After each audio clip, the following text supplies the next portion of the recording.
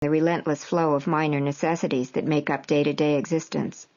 The success or failure of our movies had little impact on our, or at least my, consciousness, except of course for the New York Times review, which Woody usually had some inside word on, and which he read the minute it hit the stands. The relationships he cultivated on the Times were important too. We had dinner with the major critics of Time and Newsweek, but Woody reserved special contempt for film critics on television. The Chicago Morons was his label for one high-profile pair. We were always at work on the next project when a film came out, and everyone around us knew not to mention reviews in our presence. Woody advised me not to read them. "Just keep your head down and do good work," he said. Other films were offered to me during those years, even some good ones, but with our schedule and reshoots all through the year, it would have been difficult to take on a separate project.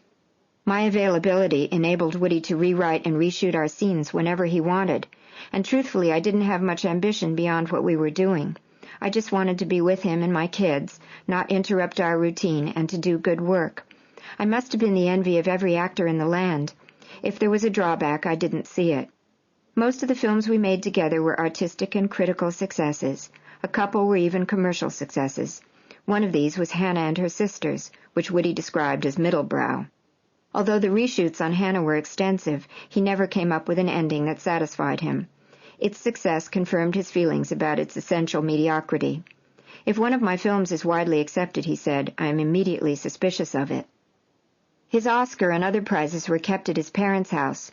"The whole concept of awards and being honored is silly," he said. "It's a popularity contest." The fact that Gordon Willis was not even nominated for his superb work on The Godfather and Manhattan was the example Woody always fumed about, so awards had no significance in our lives. I only found out on the day of the broadcast that I had been nominated for a Golden Globe for Best Actress for one of the roses, I forget which, and then only because Woody asked me which photograph they should use on television when they read my name. We didn't watch the show. By dinner time that night we'd forgotten all about it. "What would you think about us having a baby?" I asked when we had completed Zelig. After the little cough he gave when he was uncomfortable, he said, without looking at me, "Well, I don't know. I would have to think about it," which meant he would discuss it with his therapist. There were 3 of us in the relationship, Woody, his shrink, and me. No decisions were ever made without her. He didn't even buy sheets without talking to her. I know that part of several sessions went into his switch from polyester satin to cotton. Eventually, with the understanding that I would be responsible for the baby in every way, they agreed. That Woody had been in psychoanalysis 2 or 3 times a week for about 30 years was astonishing to me. I myself had never been to any kind of psychiatrist, and I was highly skeptical. Woody had no problem admitting that for him therapy was a crutch, and he credited it with enabling him to work as productively as he had over the years. I couldn't argue with that. The subject of marriage came up a few times over the years. "It's just a piece of paper," he would say, and intellectually I could see that. His was the more evolved position. Our relationship had to be truer, purer, more responsible, more committed, better, because it stood solely on the quality of its own trust and love. Ours surely was the highest form of marriage. He was never kinder or more reassuring than in those moments of my insecurity. "Do I not behave as if we're married?" he would ask, and I would answer that he did. The piece of paper was irrelevant, of course, and the dark thoughts would scamper away. In 1985, Eileen got sick. She sent me a picture of herself taken in the hospital. There was a tube coming out of her nose, a shower cap on her head, and she had sores all over her mouth with yellowish cream on them. She didn't have her teeth in, and she was laughing into the mirror. That same week, someone called to tell me that she had died. I went to the funeral parlor to say goodbye. I worried that they might have fixed her face funny, put makeup on her or given her a strange smile or something. She looked all right, dead, but all right. She was wearing her good, shiny blue dress, the one she'd worn the night she came to see me on Broadway, and I wondered how they got it on her. Someone once told me that undertakers cut clothes right up the back so they can put them on you after you're stiff. Eileen wouldn't have liked her best blue dress being cut, and she wouldn't have liked the idea of lying around with her eyes closed in front of her friends either. I put my hand on her hand, which was room temperature, and I thought, "Goodbye, Eileen.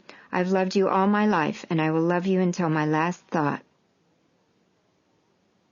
The Woody Allen Fall Project 1984-85 began like all the other Woody Allen Fall projects, weighing one idea against another. After endless talk over many months, he finally settled on a subject that had long intrigued him: sisters. He had been close to Janet Margolin, his leading lady in Take the Money and Run, and her two sisters, then with Diane Keaton and her two sisters, and now there was me and my three sisters. My youngest sister, Tisa, had even played a role in his film Manhattan. While we walked, worked, ate, slept, and lived our lives, the story of Hannah was fleshed out, detail by familiar detail. Finally, he placed a fresh script in my hand, with instructions that I could play whichever sister I wanted. But he felt I should be Hannah, the more complex and enigmatic of the sisters, he said, whose stillness and internal strength he likened to the quality Al Pacino projected in The Godfather. It was the first time I criticized one of his scripts.